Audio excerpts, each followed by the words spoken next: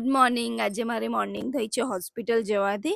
સવારથી જ મારી તબિયત નથી સારી એટલે સવારે નાસ્તો કરવાની જગ્યા પર મારે પીવી પડે છે દવા અને એ મને જરાક પણ ગમતું નથી. મારો ફેસ જોઈને તમને ખબર પડી જ ગઈ હશે કે મને દવા પીવાનું જરાક પણ ગમતું નથી.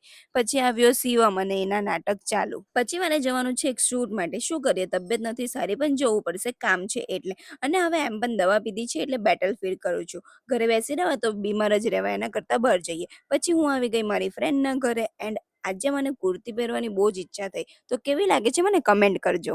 મારી ફ્રેન્ડના ઘરે એ લોકોએ નવો ઝૂલો લગાવેલો છે. સિરિયા અહીંયા બેસીને તો બહુ જ મજા આવી. બચપનની યાદો તાજા થઈ ગઈ. પછી અમે લોકો નીકળી ગયા અમારે લોકેશન પર જવા માટે. સિરિયસલી બહુ જ એટલે બહુ જ ગરમી છે પણ શું કરીએ, કામ તો કરવું જ પડશે. કામ બતાવીને અમને લાગી ગઈ ભૂખ તો અમે લોકો આવી ગયા પાણીપુરી ખાવા. આઈ થિંક બધી જ છોકરીઓની ફેવરેટ હોય છે પાણીપુરી. તમારી ફેવરેટ છે કે નહીં કમેન્ટ કરજો. પછી રાત્રે હું જાઉં છું બહાર. મારા એક ભાઈને હોસ્પિટલમાં એડમિટ કર્યા છે તો એમને મળવા માટે. અને પછી મને દેખાયો બરફ ગોળા. તો એ ખાધા વગર તો રહેવાય નહીં. સિઝનનો ફર્સ્ટ બરફ ગોળો છે એટલે ખાવું તો પડે જ. પછી હું આવી ગઈ રાંદેર રમઝાન બજારમાં આમલે ને એવું બધું લેવા માટે.